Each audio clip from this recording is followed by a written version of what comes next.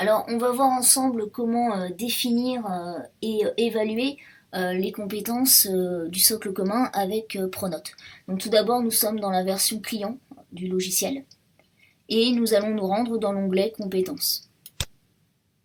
Dans cet onglet compétences, j'ai le premier sous-onglet qui est définition et c'est celui-ci qui nous intéresse pour le moment. Donc, je clique sur définition, j'y suis d'office d'ailleurs, et je choisis mon domaine ou un des domaines qui me sont accessibles dans le socle, et le cycle. Donc vous voyez que là je suis dans le domaine 1.1 et je suis dans le cycle 4. Si je souhaite ajouter une compétence, par exemple là j'ai ajouté mes compétences disciplinaires en français. Je peux décider d'ajouter des compétences disciplinaires en histoire si je souhaite évaluer la D1.1 en histoire-géographie par exemple. Donc je clique sur le plus et je crée une compétence. Donc là, ma compétence, je vais l'appeler nouvelle compétence. Voilà. Et elle va apparaître ici.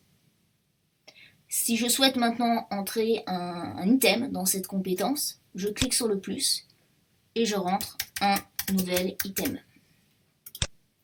Enfin, il faut que j'associe des classes à cette compétence. Donc je clique sur ma nouvelle compétence et je vais ensuite me diriger à droite dans associer une classe à cette composante du socle en cliquant sur le plus.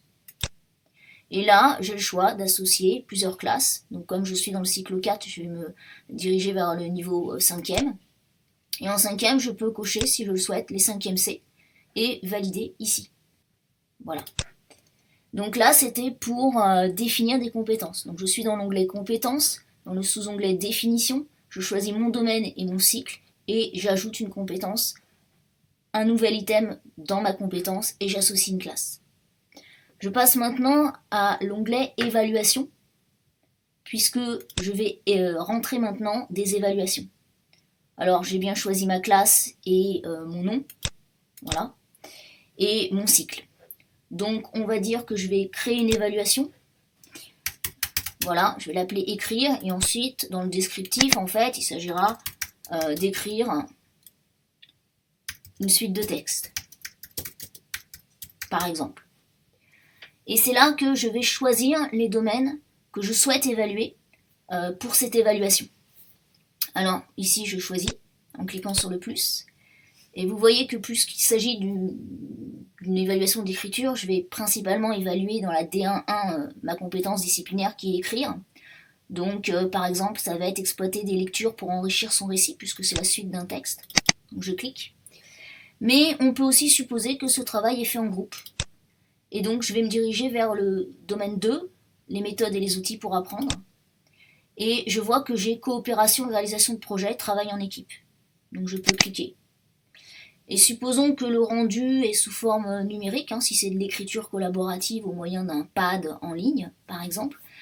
Je vois que je peux également travailler avec les outils numériques pour échanger et communiquer, donc utiliser les espaces collaboratifs, surtout si les élèves me rendent leur production par le biais de l'ENT, d'Argos. Donc je clique. Et puis, on peut aussi dire que, comme c'est un travail d'invention, je peux, dans le domaine 5, évaluer également invention, élaboration, production, et notamment imaginer, concevoir et réaliser des productions. Voilà. Et on peut aussi imaginer que j'ai fait un travail sur l'expression de la sensibilité. Donc je peux me diriger vers la D3, la formation de la personne et du citoyen, et évaluer ici l'expression des sentiments et des émotions. Voilà. Alors, très vite, on se rend compte que évaluer toutes ces compétences et tous ces domaines, ça va être un travail assez fastidieux. On peut aussi décider, là ce serait le cas par exemple, de n'évaluer que 2 domaines pour cette évaluation. Je peux dire que j'évalue que la D1.1, exploiter des lectures pour enrichir son récit, son écrit, et puis travailler en équipe si c'est un travail en groupe. Voilà. Alors là, une fois que j'ai fini, je valide. Et je retrouve mon évaluation écrire qui est ici. Et là, je vois que j'ai toutes mes compétences à droite et je peux rentrer les élèves soit de manière globale, soit de manière individuelle. Voilà. Alors là où il faut peut-être déterminer la correspondance entre les niveaux de maîtrise et les pastilles sur Pronote, c'est ici, c'est à cet endroit-là, puisque nous avons 4 niveaux de maîtrise dans le nouveau socle. Donc insuffisant, fragile, satisfaisant et très bonne maîtrise.